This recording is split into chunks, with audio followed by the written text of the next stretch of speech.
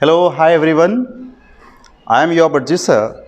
Now I am going to teach you something about reflexive pronoun. Reflexive pronoun means Atmartaka Sarvanama. Let us see its definition first. Reflexive pronoun andre ಏನು ಆತ್ಮಾರ್ಥಕ ಸರ್ವನಾಮ. ಆತ್ಮಾರ್ಥಕ ಸರ್ವನಾಮ ಅಥವಾ reflexive ಪ್ರೊನೌನನ್ನು ಇಂಗ್ಲೀಷ್ನಲ್ಲಿ ಹೇಗೆ define ಮಾಡ್ತೀವಿ ಇಲ್ಲಿ ನೋಡಿ. A pronoun which shows the reflection of the action on the subject. Subject means doer of the action. ಕರ್ತೃಪದ, ವಾಕ್ಯದ ಕರ್ತೃಪದ itself is called a reflexive pronoun. Understand? Reflexive pronoun ಅಂದರೆ ಏನು? A pronoun which shows the reflection. Reflection ಅಂದರೆ ಏನು? ಪ್ರತಿಬಿಂಬ. Reflection of the what? Reflection of the action. Action means ಕ್ರಿಯೆ. Reflection of the action which is shown on the subject itself. Subject ಅಂದರೆ ಏನು? ಎರಡು meaning. ಒಂದು ವಿಷಯ, ಇನ್ನೊಂದು ಕರ್ತೃ. ಮೂರನೇ ಮೀನಿಂಗ್ ಏನು ಹೇಳ್ರಿ? ಇತಿಹಾಸದಲ್ಲಿ ಪ್ರಜೆ. Clear?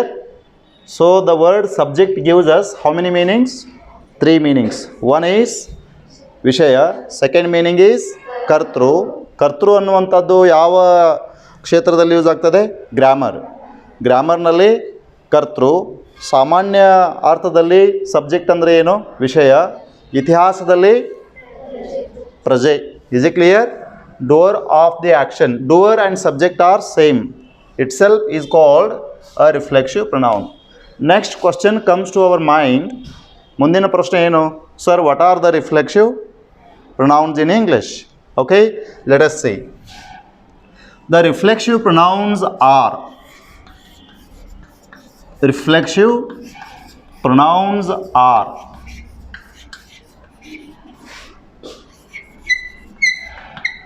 reflexive pronouns are number one, myself.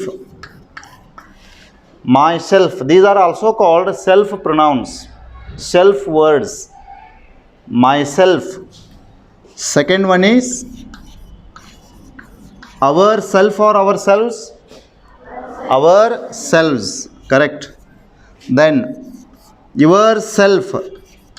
Yourself ಅನ್ನುವಂಥದ್ದು ಏಕವಚನ ಬಹುವಚನ? Self is singular. Singular means ekavachana. Its plural form is selves. Self is singular. Singular means ekavachana. Selves. Selves means bahuvachana. Myself, ourselves, yourself. Next, its plural form is yourselves. This is plural form. Is it clear? Next, fifth one, himself. Himself. Is there the word called himself ಅಂತ ಐತಿ? ಇಲ್ಲ. ಇಂಗ್ಲೀಷ್ನಲ್ಲಿ himself ಅಷ್ಟೇ ಇದೆ, himselves ಅಂತ ಇಲ್ಲ. Then herself. Herself is there. Does it have plural form? ಇದಕ್ಕೆ plural form ಐತೇನ್ರಿ? ಹರ್ ಸೆಲ್ವ್ಸ್ ಅಂತ ಹೇಳ್ತೀವಿ? ಇಲ್ಲ. Only herself is there. Then itself. Himself, herself, itself ಈ ಮೂರು ಪದಗಳಿಗೆ ಒಂದೇ ಬಹುವಚನ ರಿಫ್ಲೆಕ್ಸಿವ್ ಪ್ರೊನೌನನ್ನು ಬಳಸ್ತೀವಿ. ಯಾವ್ದು ಹೇಳ್ರಿ? ಯಾವ ರಿಫ್ಲೆಕ್ಸಿವ್ ಪ್ರೊನೌನ್ ಬಳಸ್ತೀವಿ?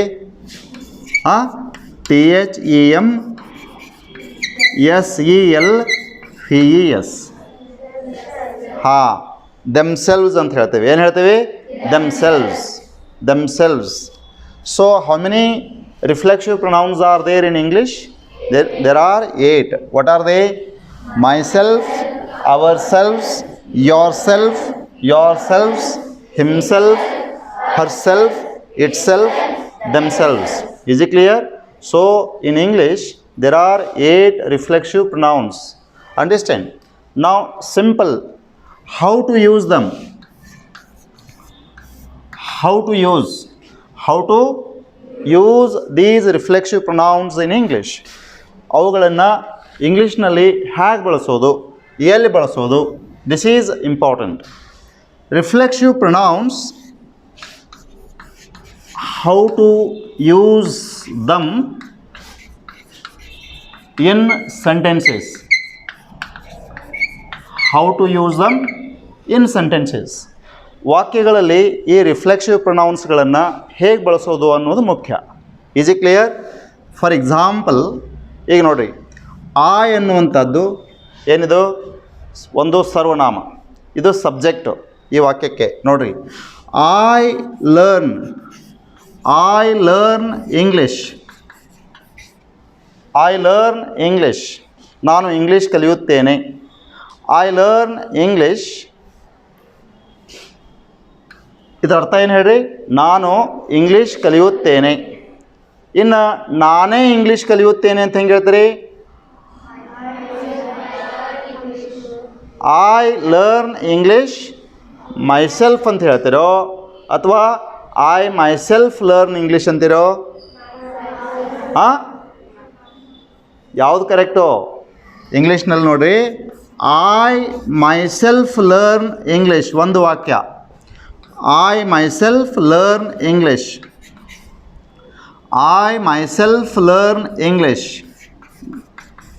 ಐ ಮೈಸೆಲ್ಫ್ ಲರ್ನ್ ಇಂಗ್ಲೀಷ್ ಅಂತಂದರೆ ನಾನೇ ಇಂಗ್ಲೀಷ್ ಕಲಿಯುತ್ತೇನೆ. ಐ ಮೈಸೆಲ್ಫ್ ಅಂದರೆ ಏನು ರೀ? ನಾನೇ, ನಾನು. Is it clear? I myself learn English. ಇಲ್ಲಿ ಮೈಸೆಲ್ಫ್ ಅನ್ನುವಂಥದ್ದು ಎಲ್ಲಿ ಬಂತು ಹೇಳ್ರಿ? ಎಲ್ಲಿ ಬಂತು? ಇಮ್ಮಿಡಿಯೇಟ್ಲಿ ಸಬ್ಜೆಕ್ಟ್ ಆದ ನಂತರ ಬಂತು. ಈಗ ಒಂದು ವಾಕ್ಯ ಬರೀತೀನಿ ನೋಡ್ರಿ, I learn English. I learn English myself. I learn English myself, ನನ್ನಷ್ಟಕ್ಕೆ ನಾನೇ ಇಂಗ್ಲೀಷ್ ಕಲಿಯುತ್ತೇನೆ. I learn English myself. ಇದರ ಅರ್ಥ ಏನು? ಐ ಲರ್ನ್ ಇಂಗ್ಲೀಷ್ ಮೈಸೆಲ್ಫ್, ಇದರ ಅರ್ಥ ಏನಾಗುತ್ತೆ ಹೇಳ್ರಿ? ನನ್ನಷ್ಟಕ್ಕೆ ನಾನೇ ಇಂಗ್ಲೀಷ್ ಕಲಿಯುತ್ತೇನೆ. ವ್ಯತ್ಯಾಸ ಏನು? ಒಂದನೇ ವಾಕ್ಯದಲ್ಲಿ ಓನ್ಲಿ ಪರ್ಸ್ನಲ್ ಪ್ರೊನೌನ್ ಇದೆ, ಆ ಎನ್ನುವಂಥದ್ದು. There is no reflexive pronoun. ಎರಡನೇ ವಾಕ್ಯದಲ್ಲಿ ರಿಫ್ಲೆಕ್ಸಿವ್ ಪ್ರೊನೌನ್ ಕಾಣಿಸ್ತಾ ಇದೆ. ಎಲ್ಲಿ? ಐ ನಂತರ, ಸಬ್ಜೆಕ್ಟ್ ನಂತರ ಕಾಣಿಸ್ತಾ ಇದೆ. ಮೂರನೇ ವಾಕ್ಯದಲ್ಲಿ ಎಲ್ಲಿ ಕಾಣಿಸ್ತಾ ಇದೆ? ಆಬ್ಜೆಕ್ಟ್ ನಂತರ ಕಾಣಿಸ್ತಾ ಇದೆ. Is it clear? ಹಾಂ, ಅವನು ತಾನೇ ಇಂಗ್ಲೀಷ್ ಕಲಿಯುತ್ತಾನೆ ಅಂತ ಹೇಳಬೇಕಾಗೈತಿ. ಹೇಗೆ ಹೇಳ್ತೀರಿ? ಹೀ ಹಿಮ್ಸೆಲ್ಫ್ ಲರ್ನ್ ಇಂಗ್ಲೀಷ್. ಇದರ ಅರ್ಥ ಏನು? ಅವನು ತಾನೇ ಇಂಗ್ಲೀಷ್ ಕಲಿಯುತ್ತಾನೆ. ಹೀ ಹಿಮ್ಸೆಲ್ಫ್ ಲರ್ನ್ಸ್ ಇಂಗ್ಲೀಷ್. ಅವನು ತನ್ನಷ್ಟಕ್ಕೆ ತಾನೇ ಇಂಗ್ಲೀಷ್ ಕಲಿಯುತ್ತಾನೆ. ಹೇಗೆ ಹೇಳ್ತೀರಿ? He learns English himself. He learns English himself. ಅಂದರೆ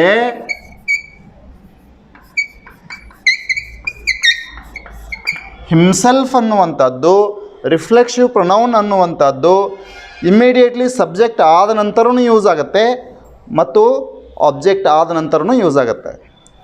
ಇಲ್ಲಿ ಬಿಫೋರ್ ವರ್ಬ್ ಯೂಸ್ ಆಗ್ಯದ, ಇಲ್ಲಿ ಆಫ್ಟರ್ ವರ್ಬ್ ಯೂಸ್ ಆಗ್ಯದ. Is it clear? So reflexive pronouns are used immediately after the subject or after the verb. ಅಂದರೆ self pronouns, ಇವೆಲ್ಲ self pronouns. ಏನಂತೀವಿ ಇವಕ್ಕೆ? Self pronouns. Myself, ourselves, yourself, yourselves, himself, herself, itself, themselves. ಇವುಗಳನ್ನು self ಪ್ರೊನೌನ್ಸ್ಗಳಂತ ಕರಿತೀವಿ. ಈ self ಪ್ರೊನೌನ್ಗಳು ಇಂಗ್ಲೀಷ್ನಲ್ಲಿ subject ಆದ ನಂತರ ಇಮ್ಮಿಡಿಯೇಟಾಗಿ ಯೂಸ್ ಆಗ್ತವೆ, ಒಂದನೇದು. ಎರಡನೇದು, ಇಲ್ಲಿ ವರ್ಬ್ ಆದ ನಂತರ, ಆಬ್ಜೆಕ್ಟ್ ಆದ ನಂತರ ಯೂಸ್ ಆಗ್ತವೆ, ಎರಡನೇ ಯೂಸೇಜು. ಇಮ್ಮಿಡಿಯೇಟ್ಲಿ ಸಬ್ಜೆಕ್ಟ್ ಆದ ನಂತರ ಯೂಸ್ ಆದರೆ ಸಬ್ಜೆಕ್ಟ್ ಮೇಲೆ ನೋಡಿರಿ, ಐ ಮೈಸೆಲ್ಫ್ ಲರ್ನ್ ಇಂಗ್ಲೀಷ್ ಅಂತಂದರೆ ನಾನೇ ಇಂಗ್ಲೀಷ್ ಕಲಿಯುತ್ತೇನೆ. ಐ ಲರ್ನ್ ಇಂಗ್ಲೀಷ್ ಮೈಸೆಲ್ಫ್ ಅಂತಂದರೆ ನನ್ನಷ್ಟಕ್ಕೆ ನಾನೇ ಇಂಗ್ಲೀಷ್ ಕಲಿಯುತ್ತೇನೆ. I myself go to ground, ಇದರ ಅರ್ಥ ಏನು ರೀ?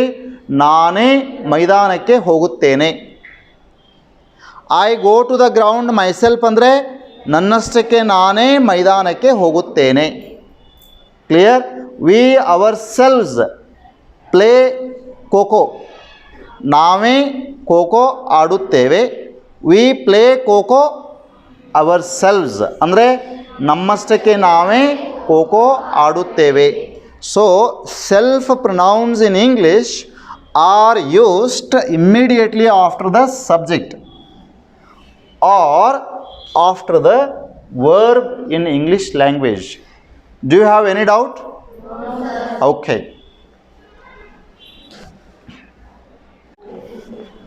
Okay. Now I am going to teach you how to identify the reflexive pronouns in the sentence. ಇದರ ಅರ್ಥ ಏನು? ಒಂದು ಕೊಟ್ಟಂಥ ವಾಕ್ಯದಲ್ಲಿ ರಿಫ್ಲೆಕ್ಸಿವ್ ಪ್ರೊನೌನ್ಸನ್ನು ಹೇಗೆ ಗುರುತಿಸೋದು, ಈ ವಾಕ್ಯದೊಳಗೆ ಇದು ರಿಫ್ಲೆಕ್ಸಿವ್ ಪ್ರೊನೌನ್ ಅನ್ನೋದನ್ನು ನಿಖರವಾಗಿ ಹೇಗೆ ಹೇಳ್ತೀರಿ? Reflexive pronouns are always used after the verb. ಒಂದು point. For example, I learn English. I learn English myself. ಈ ವಾಕ್ಯದಲ್ಲಿ I ಏನಾಗುತ್ತೆ ಹೇಳ್ರಿ? I is called subject. This is called subject. Learn is verb. English is object. So after the verb myself is called here reflexive pronouns. Reflexive pronouns always comes after the verb part. After the verb. Is it clear? Reflexive pronoun always comes after the verb. ಎಲ್ಲಿ ಬರುತ್ತೆ reflexive pronoun? After the verb ಬರುತ್ತೆ. For example ನೋಡ್ರಿ, we sing. We sing ಇದರ ಅರ್ಥ ಏನು? ನಾವು ಹಾಡುತ್ತೇವೆ. ನಮ್ಮಷ್ಟಕ್ಕೆ ನಾವೇ ಹಾಡುತ್ತೇವೆ. We sing ourselves. Here we is personal pronoun doing the function of subject. ಈ ವಾಕ್ಯದೊಳಗೆ ವಿ ಏನು ಹೇಳ್ರಿ? Personal pronoun. ಇಲ್ಲಿ ಏನಾಗಿ ಕೆಲಸ ಮಾಡ್ತಾ ಇದೆ? ಸಬ್ಜೆಕ್ಟ್ ಆಗಿ ಕೆಲಸ ಮಾಡ್ತಾ ಇದೆ. Sing is a verb. Ourselves is reflexive pronouns. Okay, next you are. You are speaking. You are speaking English. ನಿಮ್ಮಷ್ಟಕ್ಕೆ ನೀವೇ ಇಂಗ್ಲೀಷ್ ಮಾತನಾಡುತ್ತಿದ್ದೀರಿ. ಹೇಗೆ ಹೇಳ್ತೀರಿ? You are speaking English yourselves. You are speaking English yourselves. ಅವಳು ತನ್ನಷ್ಟಕ್ಕೆ ತಾನೇ ಕುಣಿಯುತ್ತಿದ್ದಾಳೆ. She is dancing. She is dancing. She ಏನು ವಾಕ್ಯದಲ್ಲಿ? Subject. Personal pronoun doing the work of subject. Is is a helping verb. She is dancing. She is dancing herself. ಅವಳು ತನ್ನಷ್ಟಕ್ಕೆ ತಾನೇ ಕುಣಿಯುತ್ತಿದ್ದಾಳೆ. ಹಕ್ಕಿಗಳು ತಮ್ಮಷ್ಟಕ್ಕೆ ತಾವೇ ಹಾರುತ್ತಿವೆ. The birds are flying themself ಅಂತ ಹೇಳ್ತೀರೋ ದೆಮ್ಸೆಲ್ವ್ಸ್ ಅಂತ ಹೇಳ್ತೀರಿ? ಅರ್ಥ ಏನು? ಹಕ್ಕಿಗಳು ತಮ್ಮಷ್ಟಕ್ಕೆ ತಾವೇ ಹಾರುತ್ತಿವೆ. The birds are flying themselves. The birds are flying themselves. ಹಕ್ಕಿಗಳು ತಮ್ಮಷ್ಟಕ್ಕೆ ತಾವೇ ಹಾರುತ್ತಿವೆ. Is it clear? Here I is the subject. In the second sentence we is the subject. In the third sentence you is the subject. Fourth sentence she is the subject. In the fifth sentence the birds is subject. Clear? And what is the reflexive pronoun here? Myself and she here. Ourselves, yourselves, herself, themselves. These are called reflexive pronouns. ಇವುಗಳನ್ನು reflexive pronouns ಅಂತ ಯಾಕೆ ಕರಿತೀರಿ? They are used after the verb in the sentence. They are used after the verb in the sentence. Any doubt here? No, are you clear? Yes, sir. Thank you.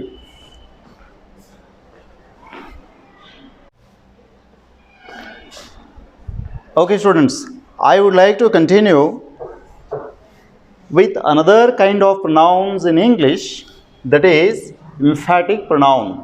What is that? Emphatic pronoun. Emphatic pronoun means avadharita sarvanama. How to pronounce it? Emphatic. Emphatic. Emphatic pronoun. Emphatic pronoun means avadharita sarvanama. How to define emphatic pronoun in English? See here. A pronoun which is used to emphasize the action done by the subject is called an emphatic pronoun. Emphasize means vattu needu, mahatva needu. Emphasize means vattu needu or mahatva needu. Is it clear? A pronoun which is used to emphasize the action done by the subject is called an emphatic pronoun. Will you remember it? Okay. Then what are the emphatic pronouns? The emphatic pronouns are, see here, emphatic pronouns. Emphatic pronouns are: number 1, myself. Sir, agane kaltevri reflexive pronoun. Emphatic pronoun is also same. The same word is used as emphatic pronoun. Is it clear? Then second one is ourselves. Third one is yourself, singular. Fourth one is yourselves. Fifth one is, come on, himself. Third one is herself, itself. Last one is themselves. THEMESELFES. Themselves. There is no difference between reflexive pronouns and emphatic pronouns. Both are same in form, but we do find difference in their usage. Formally reflexive ಮತ್ತು emphatic pronouns same, ಆದರೆ ಅವುಗಳ ಉಪಯೋಗದಲ್ಲಿ ಚೂರು ವ್ಯತ್ಯಾಸ ಇದೆ, ಸ್ವಲ್ಪ ವ್ಯತ್ಯಾಸ ಇದೆ. ಏನದು? Examples. See here how to use them. Number 1, I, see here, I myself learn English. I myself learn English means ನಾನೇ ಇಂಗ್ಲಿಷ್ ಕಲಿಯುತ್ತೇನೆ. ಕ್ಲಿಯರ್? ನಾನೇ ಇಂಗ್ಲೀಷ್ನೊಳಗೆ ಅಲ್ಲಿ ಏನಂತೀರಿ? ಐ ಮೈ ಸೆಲ್ಫ್ ಅಂತ ಹೇಳಬೇಕು. ಐ ಓನ್ಲಿ ಅಂತ ಅನ್ಬಾರ್ದು. ಆಯ, ನಾನ, ನಾವು ಅನ್ಬೇಕಾದಾಗ ವಿಯ ಅನ್ಬಾರ್ದು. ನೀನ ಅನ್ಬೇಕಾದಾಗ ಯುವ we don't say, you yourself ಅಂತ ಹೇಳಬೇಕು. ಅವನ ಅಂತ ಹೇಳಬೇಕಾದಾಗ ಹಿ ಓನ್ಲಿ ಆರ್ ಹಿಯ ಅನ್ಬಾರ್ದು. Is it clear? How to say it? I myself learn English means ನಾನೇ ಇಂಗ್ಲೀಷ್ ಕಲಿಯುತ್ತೇನೆ. Is it clear? Yes. We ourselves. What does it mean? ನಾವೇ. We don't say we only, ವಿಯ ಅನ್ಬಾರ್ದು. ಏನು ಅನ್ಬೇಕು? We ourselves try to learn English. ನಾವೇ English ಕಲಿಯಲು ಪ್ರಯತ್ನಿಸುತ್ತೇವೆ. Is it clear?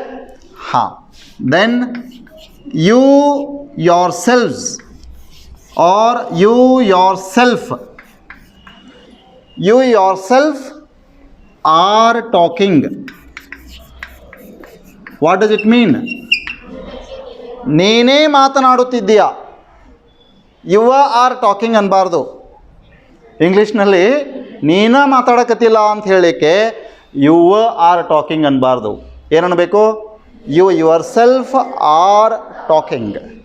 ಬದಲಾಗಿ you are talking, you only are talking ಅನ್ನೋದನ್ನು ನಾವು ಬಳಸಬಾರ್ದು. Is it clear?